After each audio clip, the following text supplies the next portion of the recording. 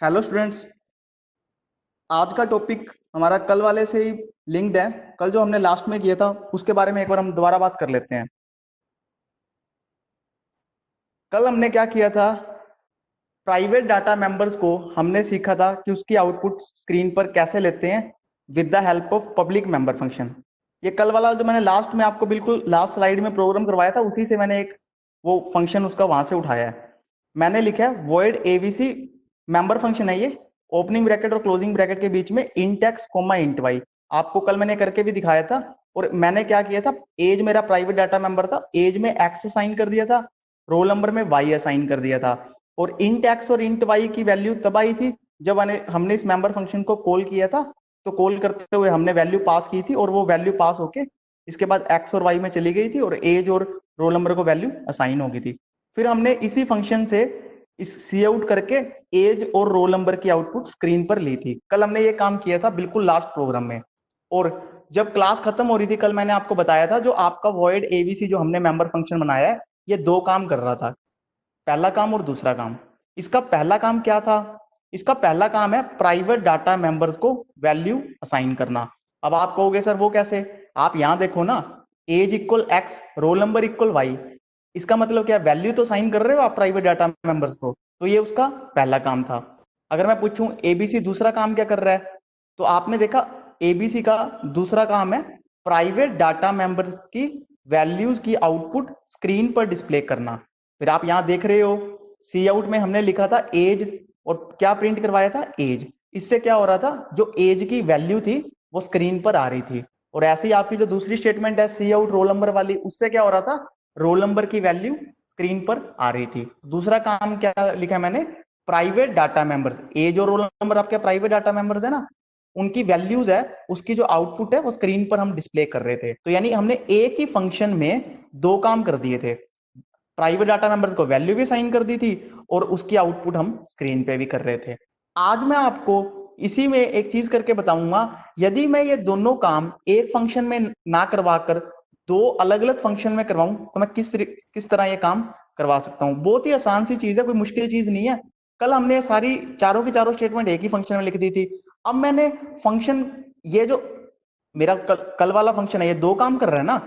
मैं ये कह रहा हूं अब हमने ये दो काम है ये एक फंक्शन में नहीं करवाने। इससे क्या नुकसान होता है ना, जब एक फंक्शन में करवाते हैं आपका प्रोग्राम बड़ा कॉम्प्लेक्स हो जाएगा।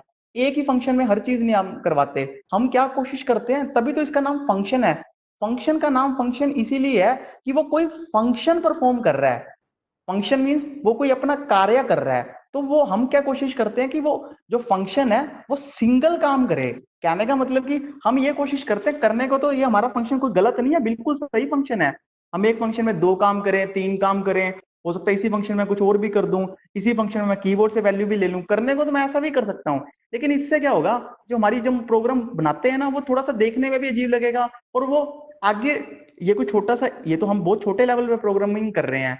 जब हम बहुत बड़े लेवल पे प्रोग्रामिंग करेंगे या सॉफ्टवेयर बनते होंगे, अगर वो लोग भी सब कुछ एक ही फंक्शन में करने लग जाएं तो वो बड़ा कॉम्प्लेक्स हो जाएगा प्रोग्राम। तो वो क्या करते हैं, हर जितने हमें टास्क परफॉर्म करवाने होते हैं उतने वो फंक्शन बना लेते हैं। तो मैं आपको ये कह रहा हूँ, जो हमने कल फंक्शन बनाया था ये दो काम कर रहा था।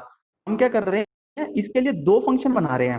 पहला काम क्या होगा, आप कहोगे सर पहला काम तो आपने बताया था प्राइवेट डाटा मेंबर्स को वैल्यू साइन करना। दूसरा काम क्या होगा, जो आपने वैल्यूज असाइन कर दी अब उन प्राइवेट डाटा मेंबर की वैल्यू को स्क्रीन पर डिस्प्ले करना। तो ये मैंने पहला फंक्शन बनाया void abc, opening bracket closing bracket के बीच में int x comma int y की है। अब आप पूछोगे सर ये क्यों किया है, मैंने आपको बताया था ये डिपेंड करता है कि आपकी रिक्वायरमेंट कैसी है। मैं चाहता था कि जब मैं इस फंक्शन को कॉल करूं, कॉल करते करते वैल्यू पास कर दूं, तो वो वैल्यूज कहां स्टोर हो जाएंगी, एक्स और वाई में।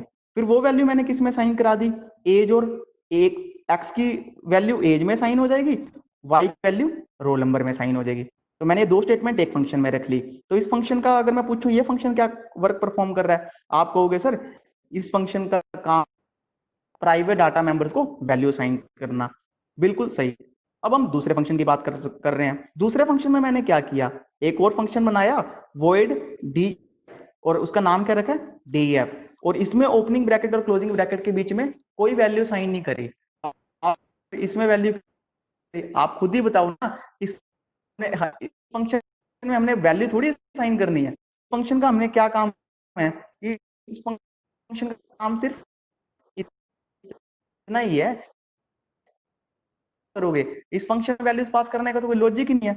वैल्यू तो आप वहां पास करोगे ना जहां आपने वैल्यूज असाइन करनी है। तो इस फंक्शन में मैंने ओपनिंग ब्रैकेट क्लोजिंग ब्रैकेट और मैंने लिखा सी आउट एज इज एज। तो इससे क्या होगा, एज की वैल्यू स्क्रीन पर प्रिंट हो जाएगी। अगली स्टेटमेंट लिखी है roll number is roll number. तो इससे क्या होगा, आपकी रोल नंबर की वैल्यू स्क्रीन पर प्रिंट हो जाएगी। तो यानी डीईएफ फंक्शन का क्या काम हुआ, वैल्यू को स्क्रीन पर डिस्प्ले करवाना। एबीसी का क्या काम हुआ, वैल्यूज को सॉरी डाटा मेंबर्स को वैल्यू असाइन करना। मींस मैंने ये दोनों काम अलग अलग फंक्शन में बांट दिए। पहले कल मैंने एक ही फंक्शन में दोनों काम आपको करके दिखाए थे। अब इसको हम प्रोग्राम में बात कर लेते हैं जिससे आपको और क्लियर होगा। नेक्स्ट स्लाइड में हम प्रोग्राम में बात करेंगे।